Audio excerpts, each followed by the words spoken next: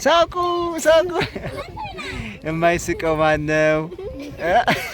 ጥርስ የሌለው ጥርስ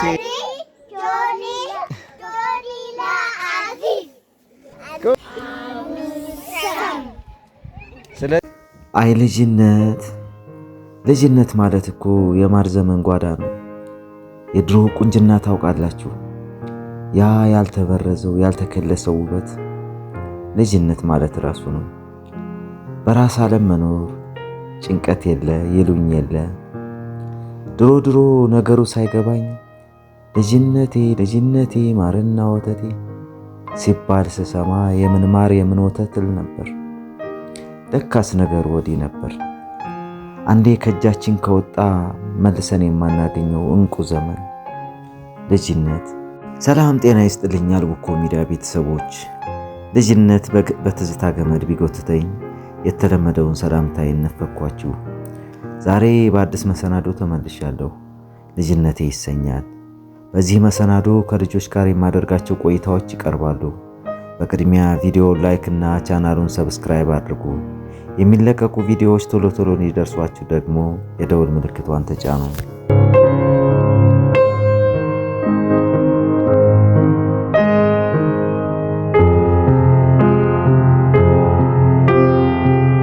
የዕለቱን የማስተማር ስራዬን ጨርሼ ወደ ቤቴ ላመራ ስል የከሰዓት ፈረቃ የሆኑት የሰኞ ገበያ አንደኛ ደረጃ ትምህርት ቤት ተማሪዎች መስክ ላይ ተበታትነው በየራሳቸው ዓለም ውስጥ ሆነው ሲጫወቱ ሲቦርቁ አስተዋልኳቸው። በወቅቱ ከፍተኛ የድካም ስሜት ላይ በሆንም የልጆቹን ሁኔታ ሳስተውል ግን ድካሜ ሁሉ ለቀቀኝ። ወደ ሕፃናቱም ጠጋ አልኩና የሚሰሩትን ማስተዋል ጀመርኩ። በቡድን ሆነው ከፊሉ ሰኞ ማክሰኞ፣ ሌሎቹ ቃቃ፣ ሌሎቹ ድብብቆሽ፣ ሌሎቹ መሐረሜን ያያችሁ፣ ሌሎቹ ሌላም። አይ ልጅነት! ይህን ሁሉ ሲያደርጉ ሁሉም የራሱ ሕግና ደንብ አለው። እነሱ ጋር ሕግ መጣስ ብሎ ነገር የለም። እልፍ አያደርጉም። ውሸት ከነሱ ጋር አይሰራም። በአንድ ወቅት አንድ ጓደኛዬ እንዲህ አለኝ፣ ፍርድ ላይ የሐሰት ምስክር በበዛበት ዓለም ውስጥ እኮ ለሕፃናት ምስክርነት ቢፈቀድ ፍርድ የተሟላ ይሆን ነበር። እነሱ ያዩትን እንጂ ያላዩትን አይናገሩምና ያለኝ ነገር ትዝ አለኝ። እኔም በዛ ያሉ ልጆች ወደሚጫወቱበት ቦታ ጠጋ አልኩና መታዘብ ጀመርኩ። ሰኞ ማክሰኞ የተሰኘ ጨዋታ ነው።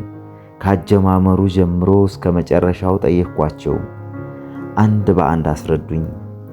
መጀመሪያ ስለ መጫወቻ ቦታው አሰማመር፣ በመቀጠል ያገባባቸው ቅደም ተከተል እንዴት እንደሚለይ ላቀረብኩላቸው ጥያቄ የሚከተለውን አሉኝ። እቺ ሰኞ፣ ማክሰኞ፣ ሮብ፣ ሐሙስ፣ ከዛ አርብ፣ ከዚህ ቅዳሜ፣ እሁድ መንገሽ ነው አይደል የሚባለው? መንገሽ። ጨዋታ ከመጀመራችን በፊት ምን ማድረግ አለብን? አቡሰም ማለት አለብን። ወጥቶላታል። ስለዚህ ምን ሆነች? አንደኛ ሆነች። ቆይ ልጆች፣ አቡሰም ስንል አንደኛ የወጣለት እንዴት? እስኪ እንዴት ወጣ የሚባለው እንዴት ነው? እስኪ የእናንተ ተመሳሳይ ሆነ፣ የእሷ ደግሞ የተለየ የሆነው ወጣለት ነው የሚባለው። ስለዚህ እሷ የመጀመሪያ ተጫዋች ናት ማለት ነው። እሺ፣ ሁለተኛ ማን ነው አሁን ተጫዋች? አንቺ ነሽ ቀጥሎ። ስለዚህ የቀረችው እሷ ናት። 3 ሰው መጫወት ይችላል ማለት ነው በዚህ ጨዋታ ላይ። መጠየቄን ቀጥያለሁ። አጨዋወቱ እንዴት ነው አሳዩኝ አልኳቸው። አንድ በአንድ አሳዩኝ። የመጀመሪያዋ ጣለች፣ ማክሰኞ። አሁን ደግሞ ሮብ። አይዞሽ ሮብ ዳይ።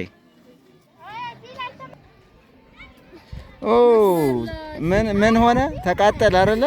ስለዚህ የእሷ ተራ አለቀ። ቀጣይ ተረኛ ይሄዳል ማለት ነው። ዳይ ሳተች አይደለ? መስመሩ ላይ ስላለፈ አንቺ ደህና እየሄድሽ ነው። ጎበዝ። አው መስመሯን አነካችም። በዛው ነው የሚወጣው አይደለ? እዛ ሲደረስ የመጨረሻው ሲያልቅ። እሺ አሁን ምን ሆነ? የት ነበር ማረፍ የነበረበት? ሰኞ ማክሰኞ ሆነ ፉርሽ ሆነ ማለት ነው። እሺ አሁን የመጀመሪያዋ ልጅ እየጀመረች ነው አይደል? ቅድሟ የት ነበር የቆመችው? ቅድም ሐሙስ ላይ ነው። ስለዚህ ሐሙስ ላይ ነው የምትጀምረው አይደለ? ልክ ናት ነው ተሳሳተች? ኦኬ የት ላይ አረፈ? አርብ ላይ አረፈ። ሐሙስ ነበር መጣል ያለባት። በጣም ጥሩ። እኔም እንዲገባኝ እኮ ነው ስለማልችል እኮ ነው። ኦኬ ወደ ኋላ አሁን እቺ ምንድናት? ቤት የማን? ያንቺ። ስለዚህ ቤት ተሰራ ከተባለ አይደለም አሸነፈች። አዎ ይሄን ጨዋታ ቀጣይ እሷ ቤት ላይ መርገጥ አይቻልም። አሁን ሰው ቤት ላይ መወርወር ይቻላል? አይቻልም ነበረ። ሰው ቤት ላይ ወረወረች። ምንድን ነበር ማድረግ የነበረባት? እዚህኛው ከጣለች በኋላ ይሄኛውን ሲጨርስ የት ነው መሄድ ያለባት? እዚህ ሳታሳርፍ በፊት እዚህ ጋር እየዘለለች ስትሄድም ይሄንን መርገጥ አይጠበቅባትም። ስትጥልም ይሄንን እዚህ ላይ ማሳረፍ የለባትም። ይሄ የሰኞ ማክሰኞ ጨዋታ ህግ ነው። በዚህ ሁሉ መሃል ግን ትልቅ መሆኔን ዘንግቼ ጭልጥ ብዬ ወደ ልጅነት ጊዜ ተመልሻለሁ። በየመሃሉ ስነቃ ሰው ምን ይለኝ ይሆን እያልኩ ዞር ዞር እያልኩ ማስተዋሌን አልረሳሁም። ሕፃናቱ ግን ምን ይሉኝ ብሎ ነገር የለም። በመጨረሻም ጨዋታውን አቋረጡና ቁጭ ብለን ማውራት ጀመርን። ስለ ጨዋታው ጠቀሜታም ጭምር አስረዱኝ። ባቡሰም የመጀመሪያ ሁለተኛ ሶስተኛ የሚገባውን ሰው እንለያለን አይደለ? ማን ነው የተለየ ማለት? እስኪ አሁን እንደገና ቆይ እንደገና ኦኬ። ስንት ሰው ሰኞ ማክሰኞ ስትጫወቱ ስተት የሚባሉትን ነገሮች ንገሩኝ እስኪ። መስመር እሺ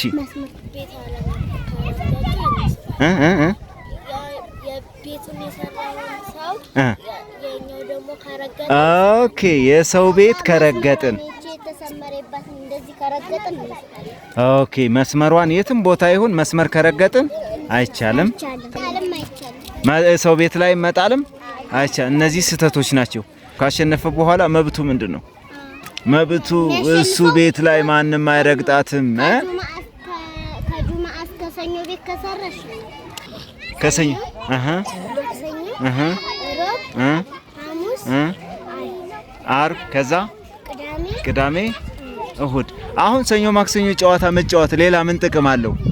ከመጫወት ባሻገር የእግር ጥንካሬ ይሰጣል። ሌላ ሰኞ ማክሰኞ ስንል እኮ ምን እየቆጠርን ነው? ቀኖቹን እየለየን ነው አይደል? በተለይ አንደኛ ክፍል ላልገቡ ልጆች ሰኞ ማክሰኞ እስከ ዓርብ እስከ እሁድ ያሉትን ቀኖች ለመለየት ለማወቅ ያስችለናል አይደል? ስለዚህ ሰኞ ማክሰኞ ጨዋታ የእግር ጥንካሬ ይሰጣል። የእጅ ጥንካሬ እንደዚህ እጃችን ይታጠፋል፣ ይዘረጋል። ከታጠፈ ከተዘረጋ ደግሞ ጥንካሬ ይኖረዋል ማለት ነው። ለዛሬ ሰኞ ማክሰኞ ጨዋታን አይተናል። ቀጣይ ሌሎች ጨዋታዎችን እናያለን። እመጣለሁ። እሺ ምን ጨዋታ ታውቃላችሁ? አያጅቦ፣ ሲኦሎ እኔ አላውቀውም። ታሳይኛለሽ ቀጣይ። ሌላ ሽሽጎሽ። እስኪ ሁላችሁም ሳቁ አንድ ጊዜ ሳቁ። እስኪ ሳቁ። የማይስቀው ማን ነው? ጥርስ የሌለ ምን ሆኖ ነው? አፍሮ አይደለም። ጥርስ የሌለው የት ሂዶ ነው ጥርሱ? ጥርሱ የት ሂዶ ነው? ተነቅሎ። ለምን ተነቀለ? ተነቃንቆ። ጥርሳችሁ ከወለቀ መልሶ ይተካል? አይተካም። ስለዚህ በጥንቃቄ ስትጫወቱም ምን ማድረግ አለባችሁ? በጥንቃቄ ማድረግ አለባችሁ። ለዛሬ እዚህ ላይ ይበቃናል። ቀጣይ ሌሎች ቅድም የዘረዘራችኋቸውን ጨዋታዎች እንደዚህ እየመጣሁኝ አብረን እንጫወታለን። ጊዜያችሁን ስለዋሳችሁኝ አመሰግናለሁ። እሺ እናንተስ? ነቃንቆ ጊዜ 7 ዓመት ሲሆናችሁ ጥርስ ይነቀላል አይደል? ስንት ዓመት ሲሆናችሁ ነው? 7 ዓመት ሲሆናችሁ ጥርሳችሁ ይወልቃል። የመጀመሪያው ጥርስ ምን ተብሎ ይጠራል? የወተት ጥርስ ይባላል። ሳይነቀል በፊት የነበረው ማለት ነው። አሁን ያ ወድቃችሁ ቢሰበርም ሌላ ጥርስ ተነቅሎ ስለሚበቅል ችግር የለው። ይሄ ዋናው ጥርስ ከበቀለ በኋላ ግን ሌላ መሰናዶ እስክንገናኝ ሰላማችሁ ብዝት ይበልልኝ። ይህ የአልቦኮ ሚዲያ የዩቲዩብ ቻናል ነው።